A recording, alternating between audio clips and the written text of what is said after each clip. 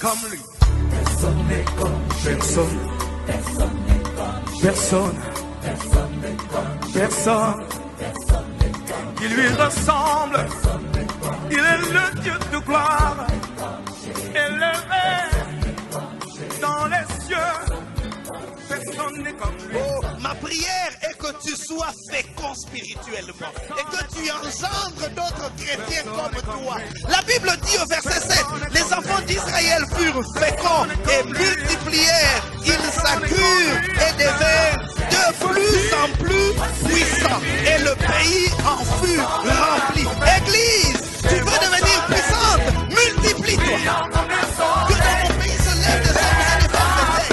Tout considérance des hommes et des femmes de paix. C'est déclassé, ce n'est au milieu des enfants des hommes. Que d'avoir Jésus pour rocher. Quel bonheur que d'avoir Jésus pour appui. Quel bonheur que d'avoir Jésus pour ami. Oh, quel bonheur que d'avoir Jésus pour confident. Moninga malamwa ebo bomba sekele. Amen. Est-ce qu'il y a la joie en ces lieux? Oh, dans la présence du Seigneur, on ne peut qu'avoir la joie. Ma soeur, mon frère, tu es libre. Si l'Esprit te pousse à acclamer, acclame. N'acclame pas parce que quelqu'un d'autre a acclamé. Acclame parce que toi, tu crois que Jésus mérite de recevoir ses acclamations. Amen. Le Seigneur est en train de nous faire entrer dans une saison. Amen. Le Seigneur est en train de nous faire entrer dans une saison. La saison où nous voyons le Seigneur s'occuper de nos agresseurs. Il y a des gens qui verront de grandes choses. Parce que tout ce qui t'appartient, qui a été retenu, sera libéré au nom de Jésus. Je ne le dis pas pour te flatter, je le dis parce que le Seigneur nous le dit. Amen. Partout où on avait retenu, on va lâcher. Je dis à quelqu'un qui est ton ennemi, va lâcher prise. Amen. Et c'est ça la pensée du 16e numéro sur Moïse, le leader. Que de bénédiction. Nous sommes dans le livre de l'Exode, le chapitre 8.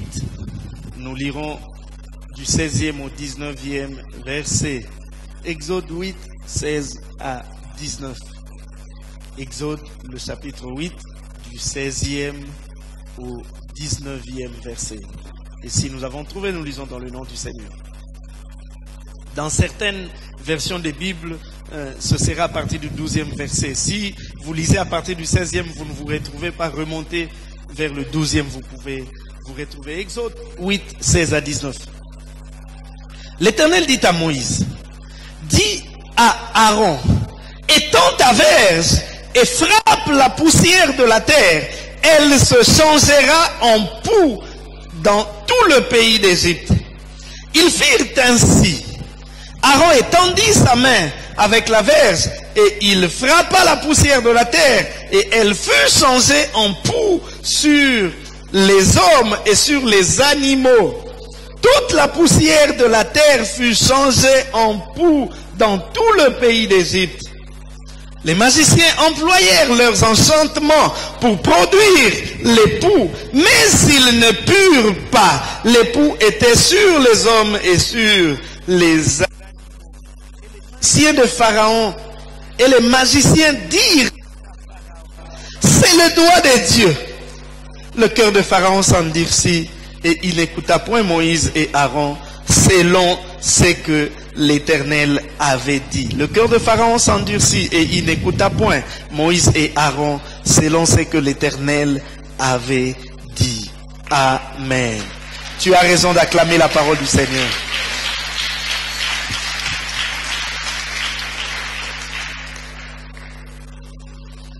Lors de notre 15e numéro, nous avons décrété un temps où Dieu allait juger tous ceux qui retienne ce qui est à nous. Et ce temps-là est arrivé. Le temps où le Seigneur punit. C'était l'expression qui a été utilisée par la version français courant. Le temps où Dieu punit nos agresseurs. Le temps où Dieu frappe tous ceux qui tentent de retenir ce qui est à nous. Et nous avons dit le dimanche dernier que les plaies en Égypte étaient des sanctions de Dieu, mais elles étaient aussi une démonstration de puissance de la part de l'Éternel. Il voulait démontrer qu'il est le Dieu tout-puissant. Et tout ceci parce qu'en réalité, la guerre n'était pas entre Moïse et Pharaon. Moïse et Pharaon n'étaient que des représentants.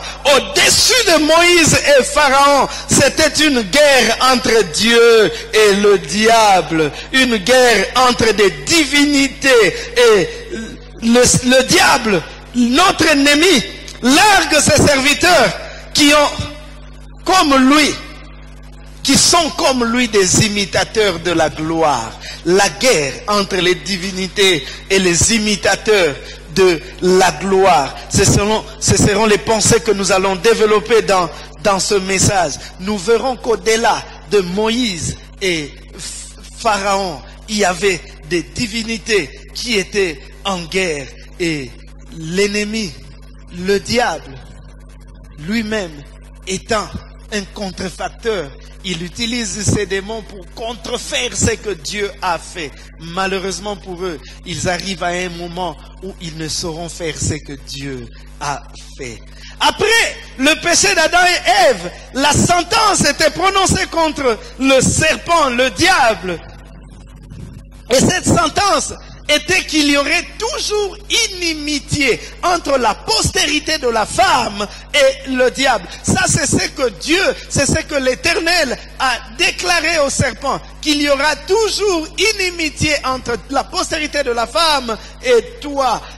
Entre toi et la postérité de la femme, celle-ci t'écrasera la tête et tu lui mordras le talon. Et cela a pour son accomplissement en Christ. Mais en attendant que la bataille finale ne soit livrée et que Christ l'emporte définitivement sur Satan, qui sera jeté dans les temps de feu pour des siècles, chaque fois que quelqu'un s'élève au nom de l'Éternel, l'ennemi se présentera aussi. Là où il y a quelqu'un qui marche avec le Seigneur, là où il y a quelqu'un qui craint le Seigneur, là où il y a quelqu'un qui a reçu une mission de la part du Seigneur, là où il y a quelqu'un qui a un mandat de la part du Seigneur, là où il y a quelqu'un qui fait des choses pour la gloire de Dieu, soyez-en rassurés, l'ennemi se lèvera toujours. Alors ne t'étonne pas que parce qu'il y ait des gens qui se lèvent contre toi. Ne t'étonne pas qu'il y ait des forces qui se lèvent contre toi. Parce que c'est le lot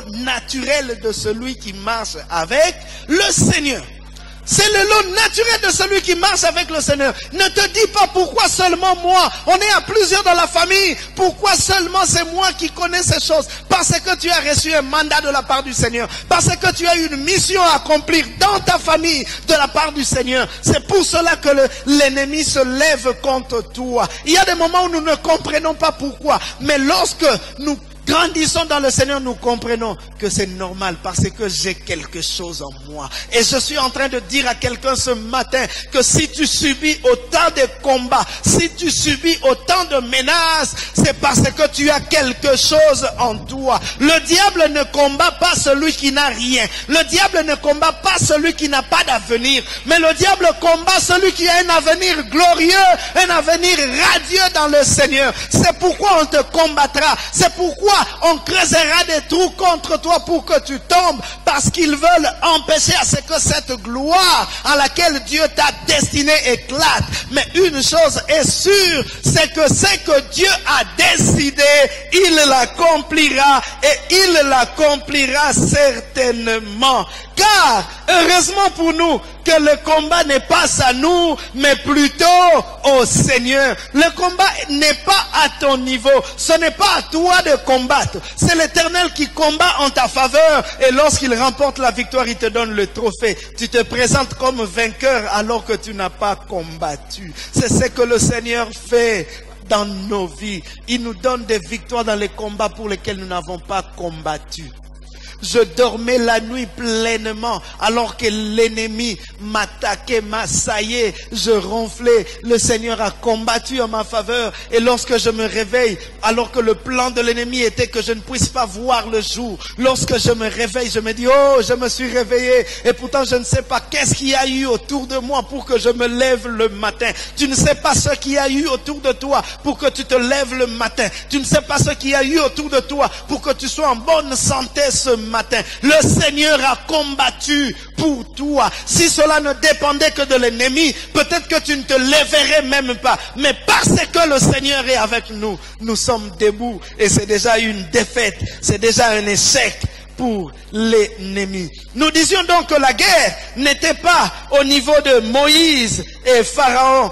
Au-delà de ces deux personnages, il y avait guerre entre les divinités, l'Éternel, le Dieu d'Israël, et la multitude de dieux que possédaient les Égyptiens. Car les Égyptiens n'étaient pas un peuple monothéiste. Ils avaient plusieurs dieux. Ils avaient le Dieu du Nil, ils avaient le Dieu du soleil, ils avaient le Dieu de la fécondité, ils avaient le Dieu de ceci, ils avaient le Dieu du chant, ils avaient le Dieu de cela, alors que nous avons la grâce, nous avons le privilège d'avoir un seul Dieu, mais qui réunit toutes ces choses en lui, tout en eux. Alléluia.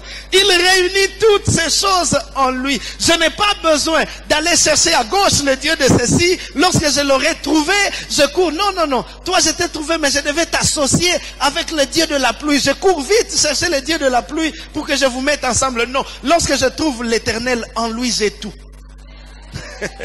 Celui qui a trouvé l'Éternel, en lui, il a tout.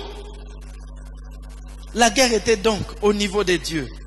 Ainsi, les allées et venues de Moïse vers le palais de Pharaon avaient un seul but, faire éclater la gloire des dieux. Parce que le combat était au niveau des dieux. Vous savez, le secret, c'est que chaque fois qu'il y a un combat qui se présente devant toi, au lieu de te frapper la poitrine, de te dire que tu peux, recule, laisse passer l'Éternel devant.